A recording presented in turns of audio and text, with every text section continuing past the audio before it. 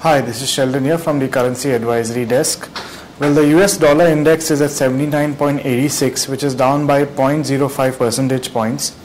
Now, we had disappointing numbers from the US yesterday, starting with a drop in ISM manufacturing PMI, which came in at 49.50 versus an expectation of 51.50. Now, along with this, the FDI issue is still lurking around in our parliament, with the government deciding to go in for a vote. Also doing the rounds are the statements from rating agencies that the sovereign rating of India may be cut if economic slowdown continues. This was stated by Fitch earlier.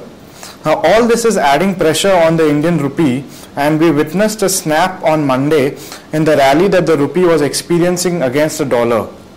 Now, keeping all these factors in our mind, we expect further downward pressure on the Indian rupee versus the US dollar. The dollar has an immediate resistance at around 55.04 in the spot market, and we expect it to test this level soon. So traders can go long in the dollar rupee pair. However, we expect a lot of volatility till the FDI issue clears the parliament hurdle. Now, globally, markets are more focused on the US fiscal cliff, and we expect that the United States will stretch this issue till around Christmas at least.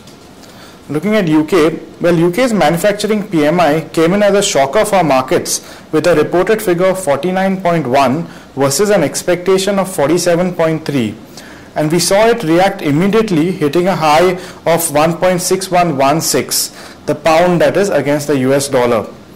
Even though this increase is positive, it is still below the crucial 50 mark, which demarcates contraction from expansion. The pound will witness extreme volatility as we will have the half-yearly budget presented by the Finance Minister of UK, Mr. George Osborne, in 2 days.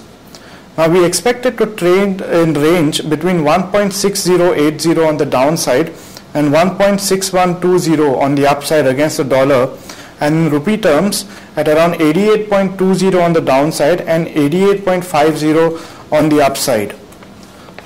For the rest of the Eurozone, well, the flow of negative data just doesn't seem to stop. We saw the manufacturing PMIs contract further for Italy at around 45.10 versus 45.90.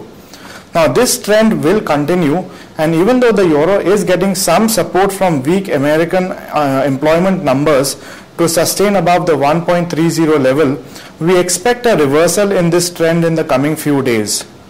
In rupee terms, we see the euro consolidating to around 71.25 levels. Even though the trend is downwards, the euro rupee will get some support from the dollar rupee pair. Looking at Asia Pacific, well, Japan is heading into elections, and if the opposition LDP comes into power, then they will introduce measures to weaken the yen further. This is what they have promised in their manifesto. Now, the yen may move back to around 81.80 levels, where it has a strong support. However, the overall trend for the yen does not seem too bullish.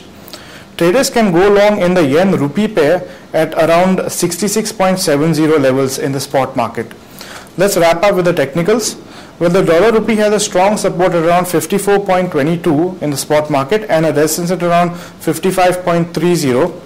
For the euro, there is a very strong support around 70.80 and a resistance at around 72.10. For the pound, there is a strong support around 87.90 and a resistance around 88.50. And for the yen, the support is around 66.50 and a resistance at around 67.07. Well, that's it for today. Thank you.